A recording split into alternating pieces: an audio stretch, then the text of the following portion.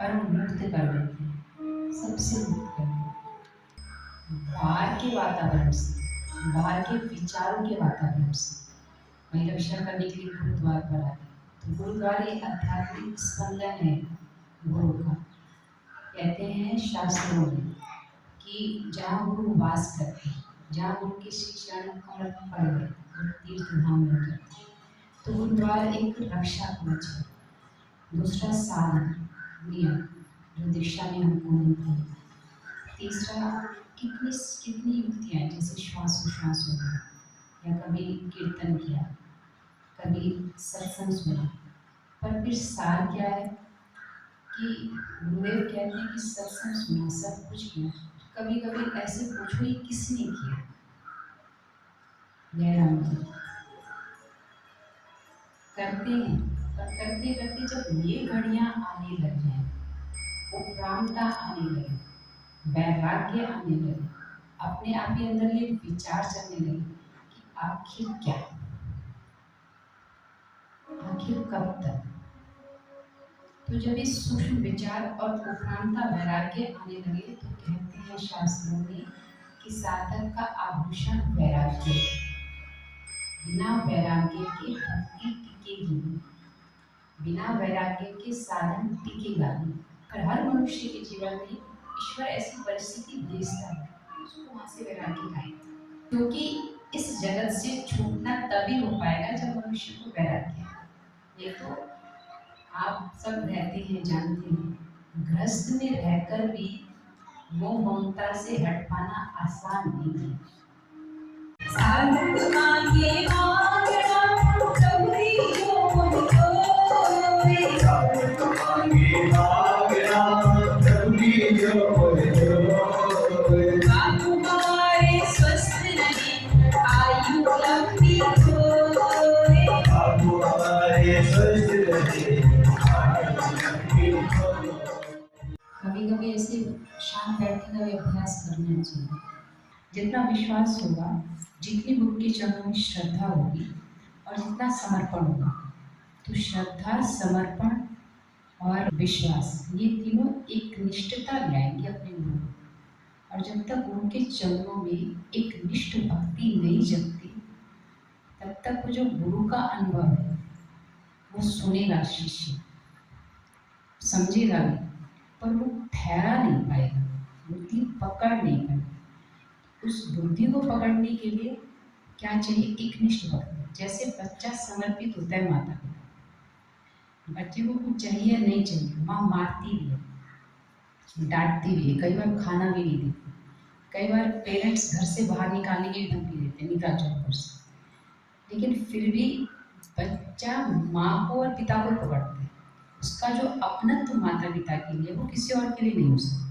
ऐसे ही जब शिष्य का अपनत्व, हार्दिक प्रेम जितना गुरु के प्रति होगा, उतना गुरु का आत्मिक खजाना वो शिष्य को मांगना नहीं पड़ेगा, वो फिर शिष्य को गुरु के पास जाने से मिलेगा, ऐसा नहीं। फिर शिष्य कितने भी दूर, जितना अपनत्व होगा उतनी एकनिष्ठ भक्ति होगी। मतलब एकनिष्ठ भक्ति कैसे? जैसे हम सभी ने सुना है गुरुदेव के श्रीमुख से कि जब गुरुदेव डीसा में 7 साल एकांत के लिए साधनारत थे, तब बापू जी कहते हैं मेरी कुटिया में आज भी कोई डीसा में जाकर देख ले, इसका श्री चित्र मिलेगा। बोलिए बोलिए तो सही, निराशा बापू जी। तो जब साधक पूर्ण रूप से समर्पित होता है अपने गुरु को कि मेरे गुरु ही सब कुछ है, तो फिर वो गुरु के अलावा कहीं और जाने की कोशिश नहीं करेगा, पहली बात। दूसरी बात, उसका भाव गुरु के अलावा किसी और में आएगा भी नहीं। ऐसा नहीं कि फिर वो अपने इष्ट का अनादर करेगा, नहीं, अनादर नहीं करेगा, बल्कि अपने इष्ट को, अपने आराध्य देव को, अपने भगवान को खूब खूब हृदय से, शब्द धन्यवाद छोटा है, पर इतना अवभाव उसका हो जाएगा कि कितनी कृपा है मेरे भगवान की कि मुझे ऊंचे में ऊंचे अपने से मिलाने के लिए सदगुरु के चरणों में भेजते, ऐसा उसका भाव जगेगा। फिर कहेंगे कि भक्ति के साथ ज्ञान, जो जितना अपने गुरु के प्रति भक्ति भाव होगा जिसके जीवन में, उतना ही ज्ञान के लिए वेद या फिर पाठ नहीं पढ़ने पड़ेंगे, पुराण नहीं पढ़ने पड़ेंगे, कोई वेदांतों के ग्रंथों का अभ्यास मुझे नहीं लगता करना पड़ेगा। अगर शिष्य में पूर्ण समर्पण है अपने गुरु के चरणों में, तो जो गुरु का ज्ञान है, मतलब जितनी जितनी गुरु के प्रति भक्ति होगी, उतना उतना उसका संसार में रहते हुए भी संसार छूटता जाएगा और गुरु का ज्ञान उसके हृदय में प्रकट होता जाएगा। तन से सेवा कीजिए,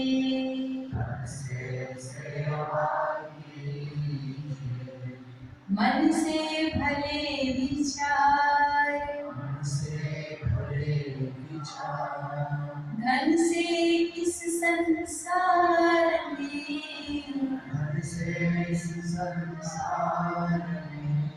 करिए पर उपकार। साधन धाम मोक्ष कर द्वारा, ये मनुष्य तन ही ऐसा है जो मोक्ष का द्वार है। भगवान के लिए तो ताली बजा सकता है, भगवान का ध्यान कर सकता है, भगवान के दर्शन कर सकता है, भगवान का सत्संग सुंदर विचार कर भी सकता है और सुन भी सकता है।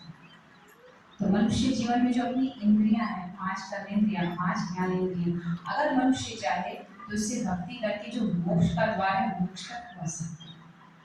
अब यही मनुष्य चाहे, मनुष्य तन मिला है, भोगों में लगाकर इच्छाओं वासनाओं की पूर्ति करके अपने तन को, अपने समय को, अपनी बुद्धि का सदुपयोग न करके सद्गुरु की शरण में न जाकर जो रसीदार को मिले बड़ा सब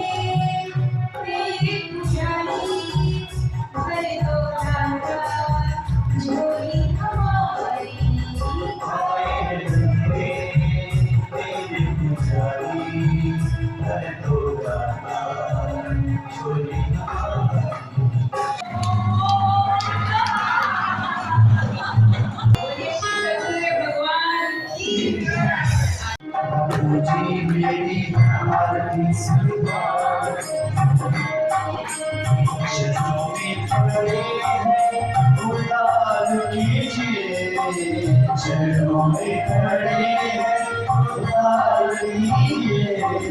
गुरु जी मेरी आरती स्वीकार कीजिए।